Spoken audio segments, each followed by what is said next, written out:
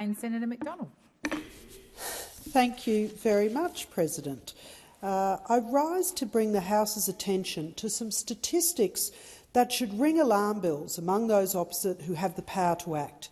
And I'm joining the Australian Automobile Association in asking for urgent federal action on identifying the causes of bad crashes in light of shocking statistics that show higher rates of death for regional drivers.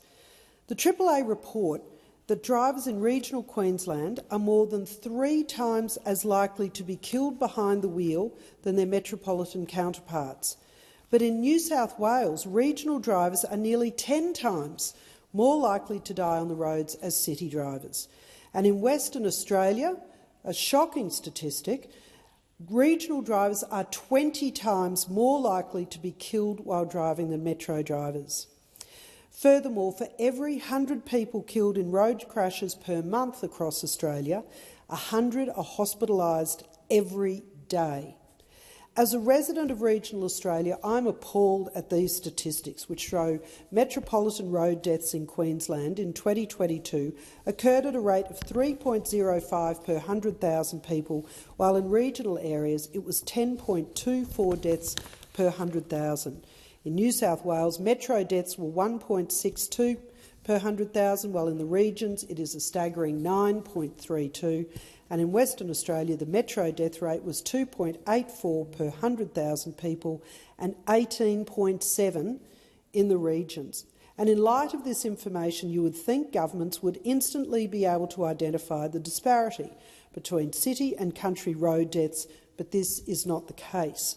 The AAA reports that all Australian governments have committed to halving Australia's road toll through to 2030, yet deaths are currently increasing at 3.7% per year and have increased in each of the past 5 years.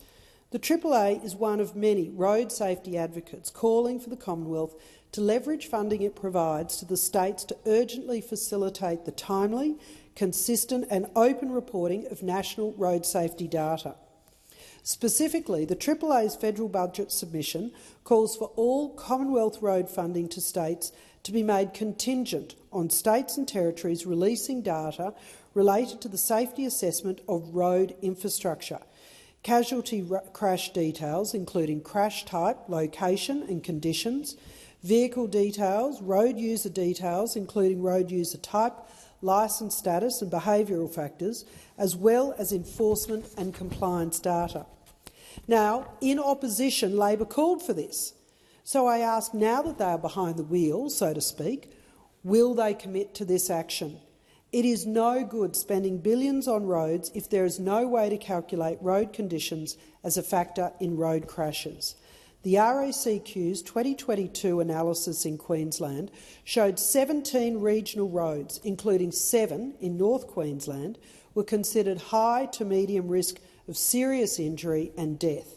The Bruce Highway as a whole received the most complaints from motorists, but particularly between Rockhampton and Innisfail, with potholes, rough surfaces and limited overtaking lanes drawing the most criticism. When I see these figures, I have to ask why the Queensland Labor government has allowed its road maintenance program to fall behind by $6 billion behind schedule. The Palaszczuk government will throw billions of dollars at tunnels and bridges in Brisbane. It'll find billions more to host the Olympics, and it will happily rip millions in speeding and other fines from motorists. But when it comes to ensuring that that regional people have decent roads, the money just isn't forthcoming. Just this week, I have it on good authority that federal funding for the Flinders Highway between Hughenden and Julia Creek is still waiting for matched funding from the Queensland Labor government. Now, anyone who's driven that road will tell you it's like a roller coaster ride, making it treacherous for all, but most especially the heavy vehicles taking cattle and minerals to Townsville and soon equipment for the Copper String project. Roads in our regions must be upgraded and well maintained because, unlike the big cities, there is no other way to go if these roads have issues. Each year, towns in Cape York and the Gulf are cut off for weeks and sometimes months by flooded roads, and that means supplies have to be flown in at great expense because there is literally no way to drive anywhere. add in substandard roads, and we can see why risks are higher. This is a critically important issue. Thank you.